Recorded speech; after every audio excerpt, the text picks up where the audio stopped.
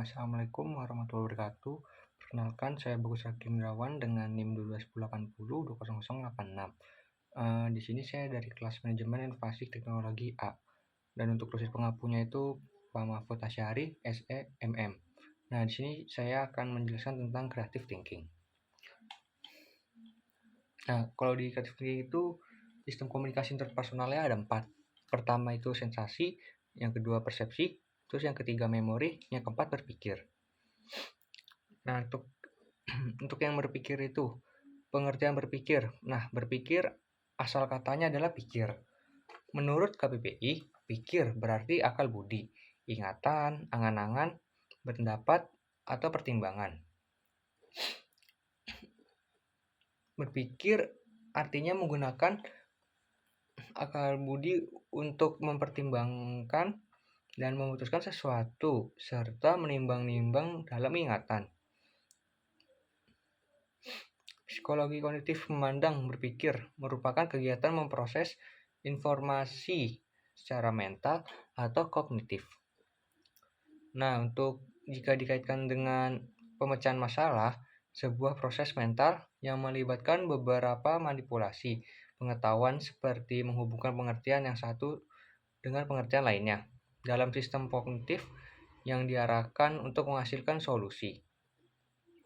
Nah, untuk menurut Floyd L. Roach, berpikir adalah manipulasi atau organisasi unsur-unsur lingkungan dengan menggunakan lambang-lambang sehingga tidak perlu langsung melakukan kegiatan yang tampak.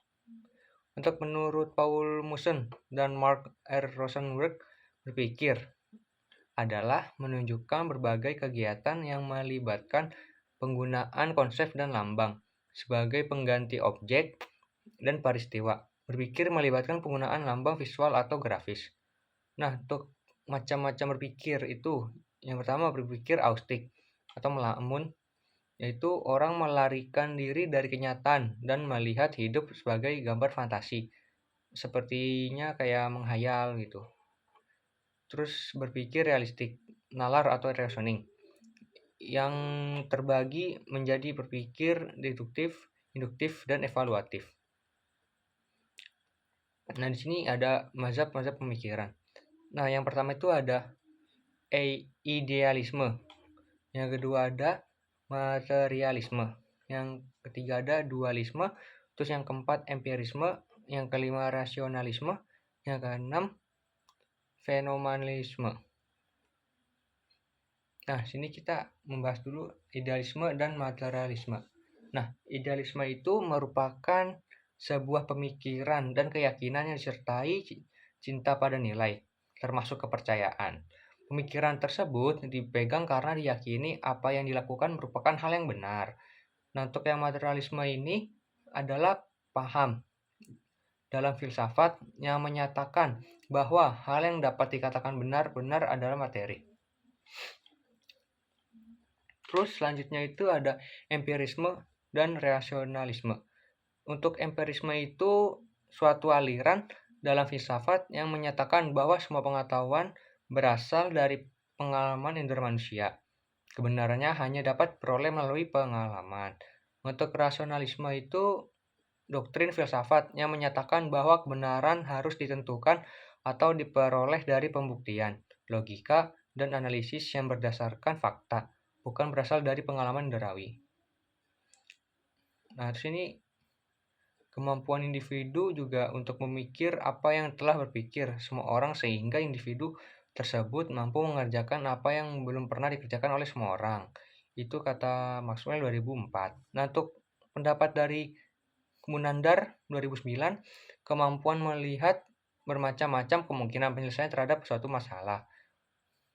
Nah, terus di Hariman itu berpendapat juga di tahun 2007, berpikir kreatif adalah suatu pemikiran yang berusaha menciptakan gagasan yang baru.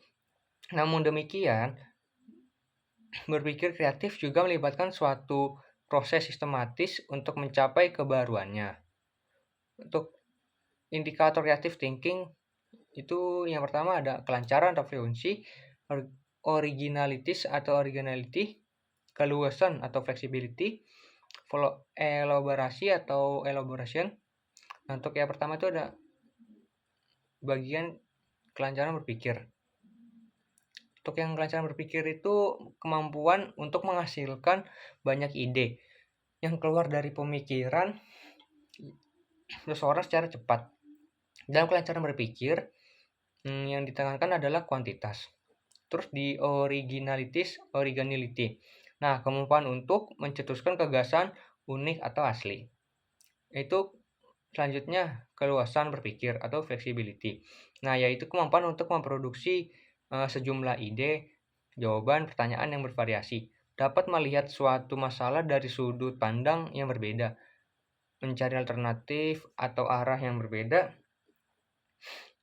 mampu menggunakan macam-macam pendekatan atau cara pemikiran. Terus ada elaboration, yaitu kemampuan dalam mengembangkan gagasan dan menambahkan atau memperinci detail-detail atau situasi sehingga menjadi lebih menarik. Kenapa sih harus berpikir kreatif? Nah, yang pertama itu adalah melihat suatu objek dengan cara yang berbeda. Terus yang kedua itu lebih efektif menemukan solusi masalah. Terus juga yang ketiga memiliki faktor pembeda. Terus selanjutnya ada menciptakan inovasi yang bermanfaat. Oke, sekian dari presentasi saya tentang creative thinking. Kurang lebihnya mohon maaf. Terima kasih. Wassalamualaikum warahmatullahi wabarakatuh.